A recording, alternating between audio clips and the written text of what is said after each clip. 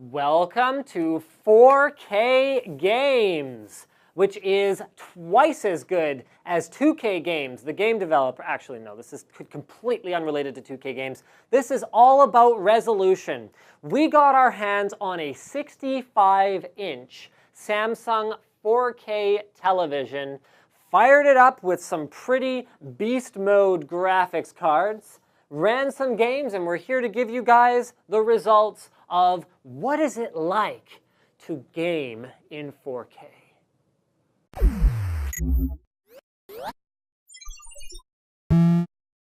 So for starters, if you guys don't know what 4K is, click here, or if we forget to put an annotation in there, check the description, and if we forget to put it there, please leave a comment and let us know we forgot, to find out exactly what 4K is and what it's all about. Now this behemoth of a TV didn't even fit on the set, so we're showing it to you in B-roll. It is a 65-incher. It's got 3D.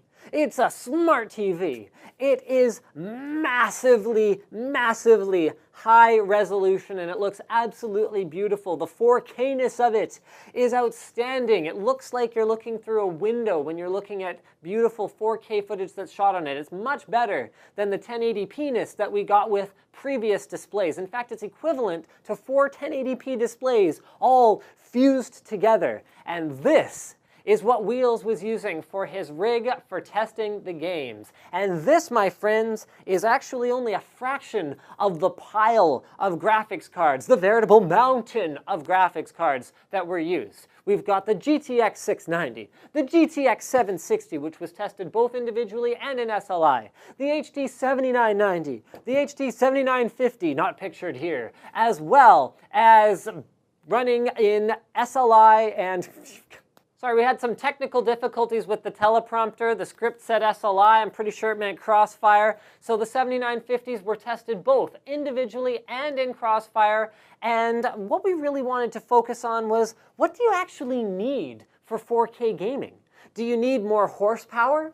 Do you need more RAM? Because that's definitely a thing, guys. Running high-resolution textures at high resolutions is phenomenally intensive for the VRAM that's built onto your card. Are you going to get incredible detail in your games? Are you going to get incredible performance? Well, here you go. Here's a couple tips before you get started with any kind of benchmarking that you might be doing on 4K. Number one is make sure you're using the latest drivers, particularly for AMD. Crossfire performance is much improved.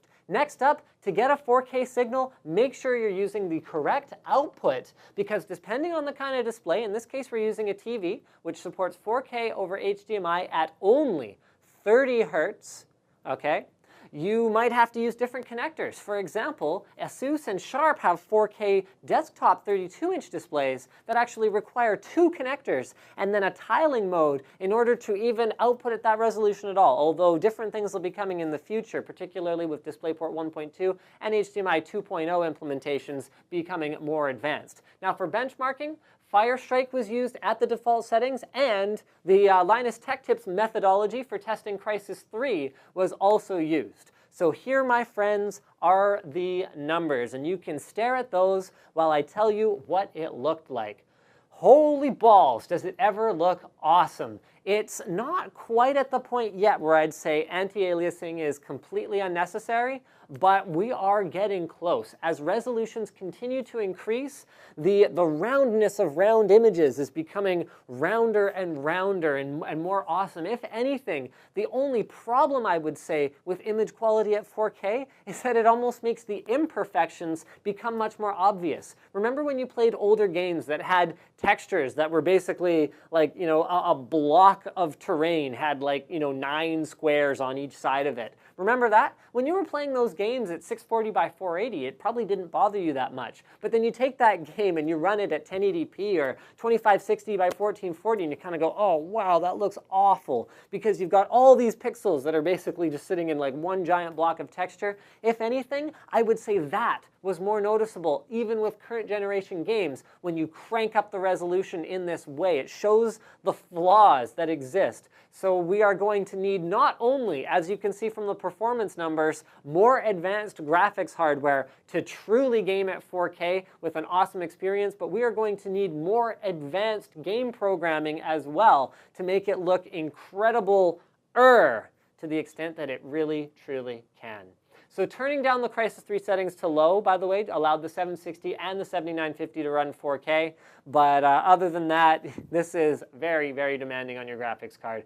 Thank you for checking out this 4K update. And I think you guys will probably agree with me when I say, you know, it's a good thing 4K monitors are so expensive that none of us can afford them, because we wouldn't be able to afford the graphics card horsepower that it takes to really have a great experience anyway, because we're talking triple GTX 780s to really be able to run modern games with acceptable frame rates at high details at 4K. Holy balls once again.